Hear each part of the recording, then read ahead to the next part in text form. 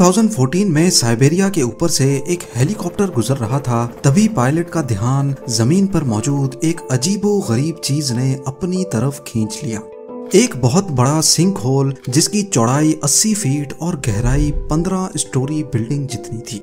Pilot ने sink hole के करीब 2-4 चक्कर लगाए, चंद फोटोज कैप्चर की और फिर वहां से चला गया। लेकिन जब ये फोटोज इंटरनेट पर पोस्ट हुई तो ये खबर आग की तरह पूरी दुनिया में फैल गई।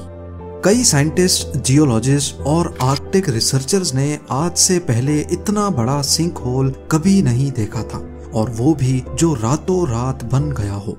इसका वॉल्यूम इतना ज्यादा है कि इसमें 10 ओलंपिक साइज के स्विमिंग पूल्स का पानी भी आसानी से भरा जा सकता है। पर ये अचानक बना कैसे, ये एक्सप्लेन करना फिलहाल किसी के बस की बात नहीं थी। एटलीस्ट ये फोटोज देखकर तो बिल्कुल नहीं। जेम टीवी की वीडियोस में एक बार फिर से खुशामदीद। नाजरीन, रशिया के नॉर्थ में वाक़े साइबेरिया का ये हिस्सा यमल पेनिनसुला कहलाता है। यहाँ एक्सट्रीम कंडीशंस की वजह से आबादी ना होने के बराबर है। पूरे यमल पेनिनसुला में सिर्फ चंद हजार खाना बदोश रहते हैं और उनकी लैंग्वेज में यमल का मतलब है जमीन का आखिरी हिस्सा। यमल के इस सिंक होल की खबर के बाद आर्कटिक जियोलॉजिस्ट ने यहाँ का रुख करना शुरू किया। वैसे तो दुनिया में पहले भी कई बार सिंक होल्स बने हैं और कई तो शहरों के बीच में भी नमूदार हो चुके हैं। कभी गाड़ियां निकलते देखे जाते हैं तो कभी कभी पूरे के पूरे घर। ये सिंक होल्स ज्यादातर पानी के बहाव की वजह से बनते हैं, क्योंकि पानी नीचे की जमीन को कमजोर बना देता है।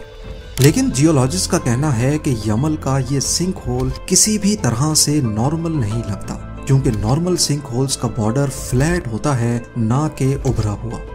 और जैसा कि नॉर्मल सिंक होल जमीन के हिस्से को अंदर निकल लेता है, यानी उसके अंदर से बाहर कुछ नहीं निकलता, पर यमल के इस सिंक होल पर जब गौर किया गया तो इसकी एजेस भी उभरी हुई थी और इसका मलबा दूर दूर तक फैला हुआ था। पत्थरों के टुकड़े 200 से लेकर 900 मीटर के रेडियस तक फैले हुए पाए गए। इस तरह का मलबा वहीं देखने को मिलता है जहां कोई एस्ट्रॉइड आकर गिरा हो, पर रिसर्चर्स को सिंक होल के अंदर किसी एस्ट्रॉइड के टकराने का कोई भी एविडेंस नहीं मिला। साइंसदानों का ख्याल है कि ऐसा सिर्फ एक ही कंडीशन में हो सकता है, एक बहुत बड़ा कुदरती धमाका। नॉर्मली जमीन के अंदर उबलने वाला लावा इस किस्म के धमाके पैदा कर सकता है, पर अगर ये सच है तो सिंक होल से बाहर निकलने वाला लावा या वॉल्केनिक रॉक कहीं तो नजर आए। इस सिंक होल के इर्द गिर्द पत्थर तो हैं, लेकिन इनका वॉल्केनो से दूर दूर तक कोई रिलेशन नहीं बनता। फिर आखिर क्रेटर जैसा दिखने वाला ये सिंक होल बना तो बना कैसे? ये जानने के लिए इसके अंदर हवा, पानी और मिट्टी के कुछ सैंपल्स कलेक्ट किए गए, और इस बार साइंसदानों को एक दिलचस्प सुराग मिल ही गया। इन तमाम सैंपल्स को जब टेस्ट किया गया तो इसमें एक चीज बहुत ज्यादा क्वांटिटी में पाई गई, मीथेन गैस। खाना पकाने और गर्माइश के लिए इस्तेमाल होने वाली मीथेन एक नेचुरल गैस होती है जो कि कार्बन और हाइड्रोजन के साथ मिलकर बनती है। अगर ये ज्यादा क्वांटिटी में हो तो हवा से मिलने पर इसमें फौरन आग भड़क उठती है। अब इस बात के काफी ज्यादा चांसेस थे कि ये सिंक होल जमीन से निकलने वाली मीथेन गैस की वजह से बना था। ये मिस्ट्री अब साइंसदानों के लिए खत्म हो चुकी थी और उनका इस मामले की गहराई तक जाने में कोई इंटरेस्ट नहीं बचा था। पर इससे पहले कि वो ये जानते कि इतनी ज्यादा मीथेन गैस आई कहां से है, यमल पेनिनसुला पे ही 8 मजीद सिंक होल्स बरामद हो गए। ये सारे सिंक होल्स भी सेम उसी तर्ज के बने हुए थे कि जैसे यहाँ कोई धमाका हुआ हो। जब सैटेलाइट इमेजेस में देखा गया तो मालूम पड़ा कि 2014 के बाद यहाँ एक के बाद एक सिंक होल्स बनते जा रहे हैं। तेजी से बनने वाले सिंक होल्स आखिर किस चीज का इशारा दे रहे थे? साइंसदान ये जानने के लिए अब फिक्रमंद होने लगे। लेकिन इससे भी ज्यादा बेचैन करने वाली चीज ये थी कि इन तमाम सिंक होल्स का क्लाइमेट चेंज के साथ बहुत बड़ा कनेक्शन था। 2014 में यहाँ सबसे पहला सिंक होल बना था और उसके अगले ही साल साइबेरिया में रिकॉर्ड हाई टेम्परेचर नोटिस किया गया और बाकी तमाम सिंक होल्स भी इसी हाई टेम्परेचर के दौरान ही बने थे। 19वीं सदी की शुरुआत से लेकर आज तक पूरी दुनिया का एवरेज टेम्परेचर 1 डिग्री सेल्सियस तक बढ़ा है, लेकिन आर्कटिक सर्कल में टेम्परेचर बढ़ने की स्पीड डबल है। तो अब साइंसदान ये सोचने पर मजबूर हो गए कि इन सिंक होल्स का क्लाइमेट चेंज के साथ क्या कनेक्शन है और अर्थ का फ्यूचर क्या होगा अगर ये एक एक करके बढ़ते गए। एक तरफ यमल के सिंक होल्स पर गहरी रिसर्च चल रही थी, तो दूसरी तरफ यमल से बहुत दूर आर्कटिक सर्कल में ही साइंसदानों की एक दूसरी टीम को कुछ अनोखा देखने को मिला, जो शायद यमल के सिंक होल की पहेली को सुलझाने की सबसे अहम कड़ी थी। अलास्का के नॉर्थ वेस्ट कोस्ट के करीब ईजी लेक है, जो लोकल्स के मुताबिक कुछ महीनों से बहुत ऑड बिहेव कर रही है। ईजी लेक के अंदर से बबल्स निकल रहे हैं, जैसा कि पानी बॉयल हो रहा हो। इस मिस्ट्री की खोज में साइंसदानों की एक टीम यहाँ पर आ पहुंची। इन बबल्स के सैंपल्स लिए गए तो मालूम पड़ा कि ये भी मीथेन गैस के बबल्स हैं। आर्कटिक रीजन में हल्की फुल्की मीथेन गैस का लीक होना एक बहुत कॉमन बात है, लेकिन इस केस में हैरानी की बात यह थी कि ईजी लेक से हर रोज 10 टन मीथेन निकल रही थी। पूरे आर्कटिक रीजन में ये पहली बार हो रहा था कि कहीं से इतनी ज्यादा मीथेन गैस निकली हो। रिसर्च टीम ने ईजी लेक में पानी के अंदर जाकर मीथेन गैस का सोर्स देखने का फैसला किया। वैसे तो ईजी लेक 3 फुट गहरी है, लेकिन जिस जगह से बबल्स निकल रहे थे वो जगह बहुत ज्यादा डीप थी, जहां डाइवर्स का जाना मुमकिन नहीं था। लिहाजा सोनार स्कैनिंग की मदद से ईजी लेक के नीचे जमीन का एक 3D मॉडल बनाया गया। मालूम पड़ा कि जहां से बबल्स निकल रहे हैं वहां लेक 50 फीट तक डीप हो जाती है।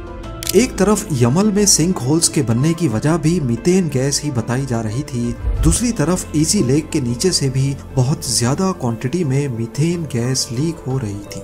ये दोनों लोकेशंस आर्कटिक सर्कल में ही आती हैं, और तो और इन दोनों के बीच में एक चीज और भी कॉमन है, वो ये कि ये दोनों लोकेशंस जमीन की ऐसी किस्म के ऊपर मौजूद हैं जिसको परमाफ्रॉस्ट कहा जाता है। परमाफ्रॉस्ट उस किस्म की जमीन को कहते हैं जो अंदर से पूरी तरह से फ्रोजन हो, जमी हुई हो। ये बहुत बड़े एरिया पर फैली हुई जमीन है, जिसमें रशिया, कनाडा और अलास्का का काफी हिस्सा शामिल है। रिसेंट रिसर्च से मालूम पड़ा है कि आर्कटिक सर्कल में टेम्परेचर बढ़ने की वजह से परमाफ्रॉस्ट अब पिघलना शुरू हो गया है। यानी जिस जमीन पे लेक्स, पहाड़, रिवर्स और जंगलात के साथ साथ इंसान के बनाए हुए स्ट्रक्चर्स खड़े हों, वो अंदर से मेल्ट हो जाए तो इसके नतीजे में जो कुछ होगा उसको इमेजिन करना भी काफी मुश्किल है। परमाफ्रॉस्ट की मेल्टिंग का सबूत ईजी लेक से 600 किलोमीटर दूर अलास्का में फॉक्स टाउन के करीब जंगलात में छुपा हुआ है। ये जंगल भी परमाफ्रॉस्ट के ऊपर मौजूद है, जहां लोकल्स ने नोटिस किया है कि जंगल के दरख्त अचानक से एक तरफ को झुक गए हैं। ऐसा मालूम होता है कि जैसे इन दरख्तों की जड़ें कमजोर हो गई हों। इसके अलावा जंगल में डीप जाने पर मालूम पड़ा कि यहाँ की जमीन भी धसी हुई है और एक अजीब सा सुराख जमीन में बन चुका है। इस सुराख के अंदर पानी गिरने की आवाज लगातार सुनाई देती है, जबकि आसपास ना कोई पानी का चश्मा है, ना ही कोई लेक। ये इतना बड़ा चेंज कई सदियों से नहीं हो रहा, बल्कि ये सिलसिला सिर्फ 2018 के बाद से शुरू हुआ है। पर सवाल ये है कि परमाफ्रॉस्ट के पिघलने का मीथेन गैस और यमल के सिंक होल से क्या कनेक्शन है। इस चीज को समझने के लिए फेयरबैंक अलास्का में परमाफ्रॉस्ट के अंदर ही एक टनल खोदा गया। इस टनल के अंदर क्या देखा जाता है कि जमी हुई जमीन के साथ साथ कदीम दौर के जानवरों के ढांचे भी जमे हुए हैं, जिसमें मैमथ, स्टेप बाइसन और हजारों साल पुरानी घास भी प्रिजर्व हो रखी है। इससे ये जाहिर होता है कि परमाफ्रॉस्ट के अंदर ऑर्गेनिक मैटर की भी बहुत ज्यादा क्वांटिटी है। ये तो आप सबको मालूम होगा कि तमाम ऑर्गेनिक मैटर के अंदर कार्बन होता है।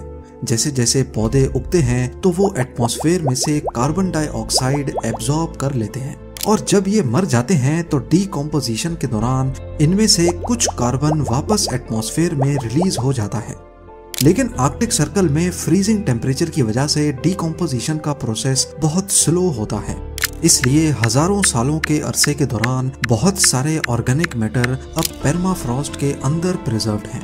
यानी इनकी बॉडीज अभी डीकम्पोज नहीं हुई और इनके अंदर अभी भी कार्बन मौजूद है। एक्सपर्ट्स का मानना है कि आर्कटिक परमाफ्रॉस्ट के अंदर जितना कार्बन है उतना शायद पूरे अर्थ के एटमॉस्फेयर में भी ना हो। लिहाजा ग्लोबल टेम्परेचर राइज की वजह से जैसे जैसे परमाफ्रॉस्ट पिघलता जा रहा है उसके अंदर मौजूद ऑर्गेनिक मैटर यानी फॉसिल्स डीकंपोज हो रहे हैं। बैक्टीरिया इनके कार्बन को अपनी एनर्जी के लिए खाते हैं और फिर बदले में मीथेन गैस रिलीज करते हैं। इसके अलावा परमाफ्रॉस्ट पिघलने की वजह से जमीन भी सॉफ्ट हो रही है और अब इसके नीचे फंसी हुई मीथेन गैस को ऊपर तक आने में किसी रुकावट का सामना नहीं करना पड़ता। गैस आसानी से नरम मिट्टी में अपना रास्ता बनाती बनाती सरफेस के वीक पॉइंट से फटकर बाहर आ जाती है। ये सिंक होल्स इसी गैस के निकलने की वजह से बने हैं। यही वजह है कि आर्कटिक सर्कल में इन सिंक होल्स की तादाद दिन ब दिन बढ़ती जा रही है। एक्सपर्ट्स के नजदीक इस मसले का अब तक कोई सॉल्यूशन नहीं निकाला गया। बेशक हम ग्लोबल वार्मिंग पे कितना भी कंट्रोल कर लें, परमाफ्रॉस्ट को पिघलने से नहीं रोक सकते। उम्मीद है जेम टीवी की ये वीडियो भी आप लोग भरपूर लाइक और शेयर करेंगे। आप लोगों के प्यार भरे कमेंट्स का बेहद शुक्रिया। मिलते हैं अगली शाम।